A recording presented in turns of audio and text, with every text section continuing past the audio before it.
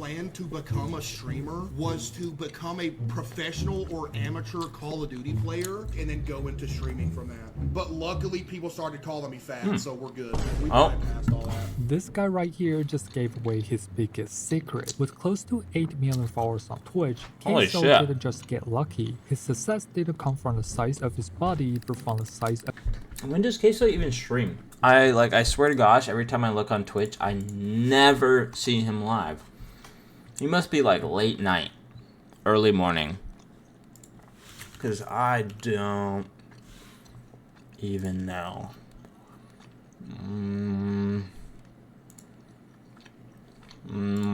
Does he have a schedule, or does he just...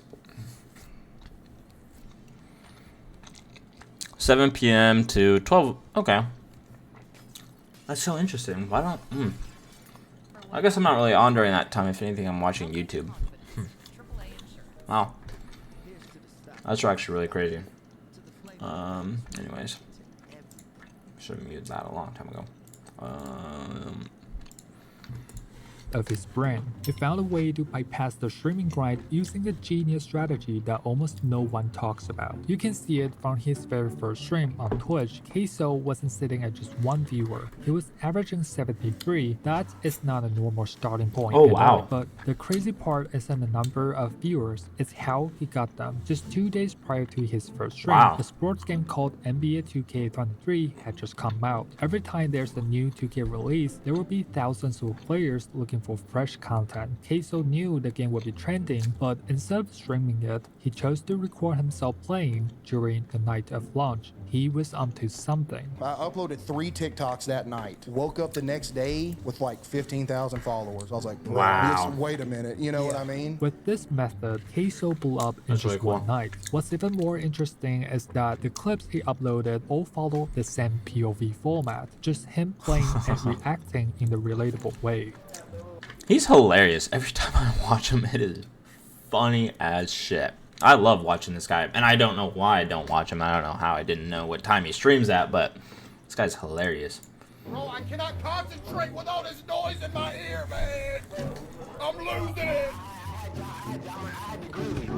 This format is not only easy to make, but also extremely effective at showing his followers what they will see if they watch his streams. Just 2 days after his first viral TikTok, CaseOh officially started streaming on Twitch. Within 3 weeks, he hit a peak of 1,000 average viewers, instantly outperformed 99.8% of streamers. And this is all done by doing one thing most streamers don't. My advice to anybody that wants to grow streaming, don't stream a lot. You want to make funny clips that when they go to that stream from that clip, they get the same vibe. You put something on TikTok, they hit, you start streaming, people will go to that, and you put on the same energy, and eventually people are like, oh, this is cool. His strategy works well for the first month. However, CaseOh quickly realized there's a problem in his plan. A problem so big that he couldn't ignore it. I was getting like 1,000 viewers a night. I was like, oh man, it's cool. Then it started dipping. All of a sudden, I'm getting 500 viewers out. I'm like, uh-oh. All of a sudden, I'm getting maybe 200 viewers out. I'm like, whoa!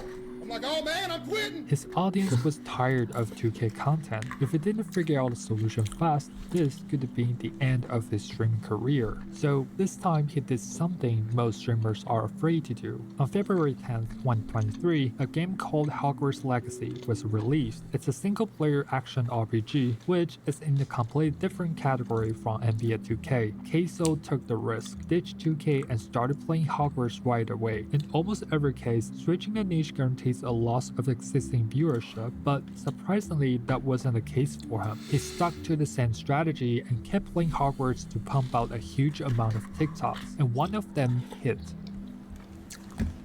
Well, I see the sun peeking through the window a little bit. Sleep schedule gone now. Gotta make Hufflepuff proud though. Hey.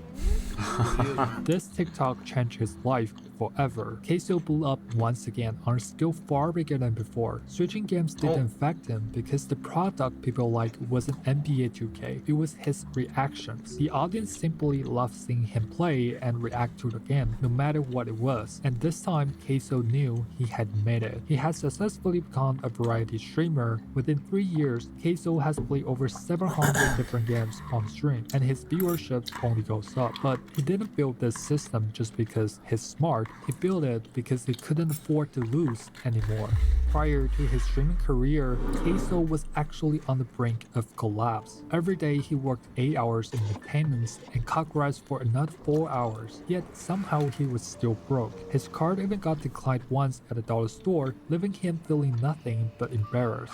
CaseOh hated his jobs and tried streaming once, but didn't work out. His life was difficult, and he was about to give up on everything he wanted to be. Just when he decided to lose weight and join the military for 20 years, somebody came to save him. The reason that I gave it another shot again in general was because of my mom. Because I was miserable at work. You know, she'd hear me complaining like, oh, I hate my job, I want to go do something else. She said, why don't you give streaming another try? Just upload some clips, you're funny, see what happens. CaseOh's mom pushed him to try streaming one last time, and as we now know, it quickly became the best decision of his life. My 3-ball is a 84, I think, 84. It's either 83 or 80. I'm pretty sure it's 84 though. Are you CaseOh from TikTok?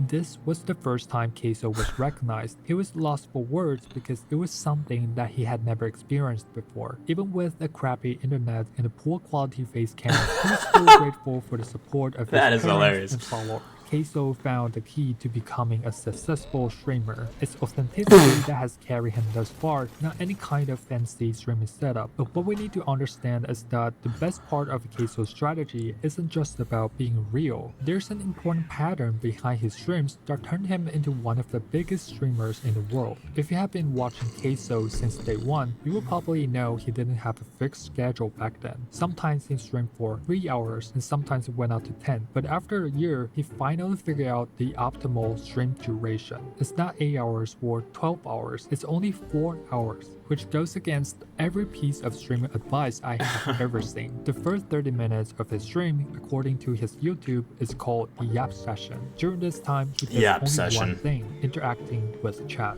Instead of jumping straight into games, CaseOh takes his time and talk to chat, react to fan art, rate his viewers set up on Discord, or sometimes even open packages sent from his fans. On the surface, Yap Session seems unorganized, like a waste of time, but under the hood, it shows how smart CaseOh really is. Usually, for an organic channel with no interference from bots or artificial views, we should see viewers growing in the curve like this during a stream. What it means is that live viewer counts often stabilize about an hour into a stream, therefore it makes no sense for CaseOh to play games as soon as it goes live. His viewers are real people, so he has to give them time to join the stream, and the Yap Session is essentially a time buffer. However, CaseOh turned it into something extremely valuable by bonding with his community. Every time he reacts to his chat or fan messages from his Discord server, it creates a positive feedback loop, encouraging his community to interact with him even more. And of course, sometimes his chat goes too far and makes bad jokes about him, but deep down, everyone loves CaseOh, and he understands that. With this Yap Session, CaseOh now owns the biggest streamer community I have ever seen. In his Discord alone, there are over 600,000 members with chat messages flying around even when he's offline. But remember, the first hour of stream is just a warm-up. CaseOh has another 30 minutes to spend after Yap Session.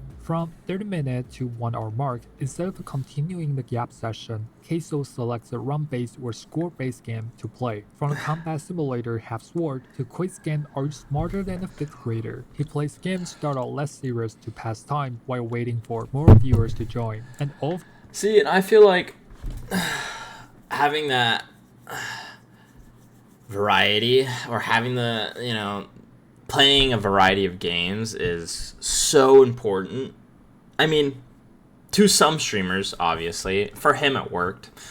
But then you look at Jinxie and Burnt Peanut and even XQC back in the day, whenever XQC played Overwatch, Jinxie was playing Rainbow all the time.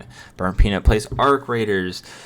And obviously this goes for multiple of other streamers. When people find them, they find them they found them because of that one thing that started it all. Again, Rainbow Six Siege for Jinxie. XQC, I don't really know as much. I feel like it was Overwatch and him back in the day whenever he was pro, and those clips of him. Obviously, Burnt Peanut with Arc Raiders,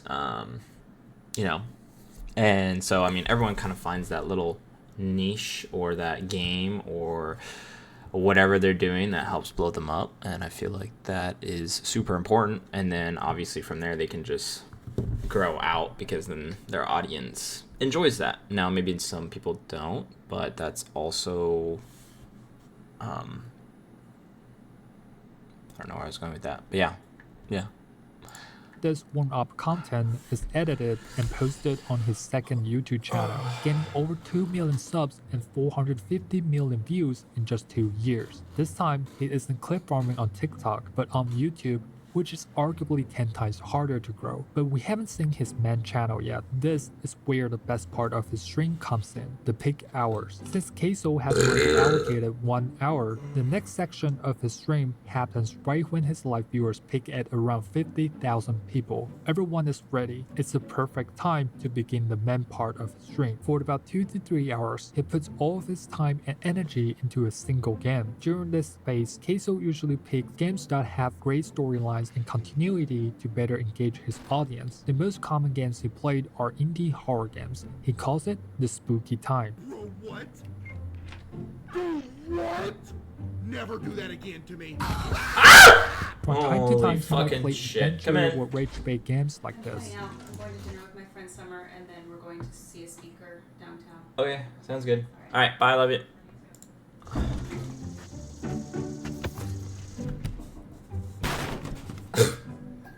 And once in a while, he would play with friends to create even more funny moments. Lord have mercy, sketch! Oh my god! All of these long-term gaming sessions have a single purpose. The first is a tool to grow his main YouTube channel, which now has over 9 million subs, and Wow. almost every single one of his uploads gets over 1 million views, making him tens of thousands of dollars every month. He's not just a content creator anymore, he has turned himself into a successful entrepreneur. But the thing is, there's still 30 minutes to an hour left in his 4-hour stream. People will switch to a different Oh my game, gosh, but I the gotta start content will watching always more. be This is repackaged and posted hilarious. on YouTube. So 4 hours is all he needs to run clips, grow his channels, and entertain his live viewers. With this strategy, CaseOh is Oh now my gosh. unstoppable, and that is why most streamers fail, except him. That was beautiful, yeah. I mean, he has it all, and he's great at what he's doing. He's very entertaining. That was great. I love that.